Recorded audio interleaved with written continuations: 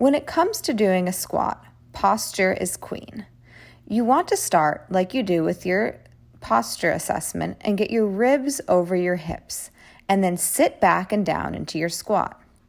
So to do that, I suggest putting one hand on the belly and one hand on the lower back and doing a big exhale to line those ribs up over the hips. Then put your hands out in front of you, stand a comfortable distance with your feet apart, and then sit back and down.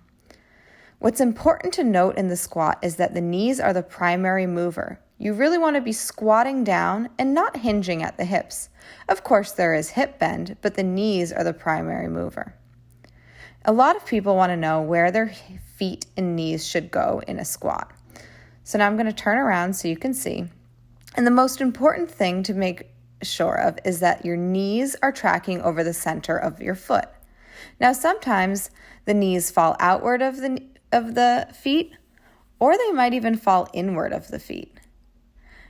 But as long as your feet are tracking in line with the knees like they are in all of these stances here, you're doing a good squat. Even with my feet this wide, as long as my knees can track over the center of the foot, I have an okay squat posture. Sometimes when we squat down, our heels come up. And the first thing you want to do if that happens is elevate your stance. So if you have a yoga mat, roll that up, or you could use a small plate at the gym or a set of dumbbells, whatever it is, you want to get your heels onto the elevated surface and maybe widen your stance a little as well. Then position your ribs over your hips and sit back. And you can see here, I can sink down even deeper than I could before. So even if the heels don't come up, this can be a beneficial thing to do to your squat. Now, you can also add weight to your squat, with or without the heels elevated, but here I'm going to demonstrate with the heels elevated. We're going to get our goblet rack, get our ribs over the hips, and then sink back. What you're trying to avoid in the squat is hinging forward. And when you stand up, one of the goals is to press through the front and the back of the leg to stand up tall at the top. Here I'm going to show you the squat without the heels elevated. Again, big exhale, get the ribs over the hips, and then sit back into my squat. My arms come forward a little, and my elbows contact my knees, though that doesn't have to happen if your squat isn't this steep.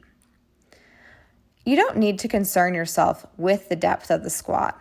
Here I'm trying to grab a chair so that way I can show you how to practice squat depth.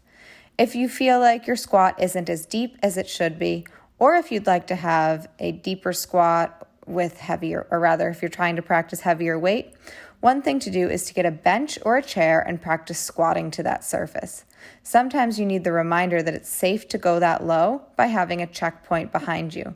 So once again, we get the ribs over the hips, and then you tap down so your butt or thigh bones just contact the chair.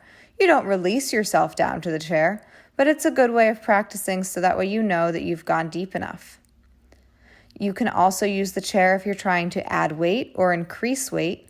If you're between weights, that chair offers a little safety and stability. When the squat's performed correctly, you will feel it in your stomach and your thighs. Of course, you're going to feel it in your glutes a little bit, but you don't want to feel it in the backs of the legs as though you're doing a hinge like this. A lot of the time our squats get really hingy and we lean far forward, and that's something you want to avoid happening. You also want to avoid letting the belly dump and the ribs flare out in front of you. This is a really big exaggeration, but remember to get those ribs over the hips over the ankles, and to make a nice tight canister with your whole abdomen as you squat up and down.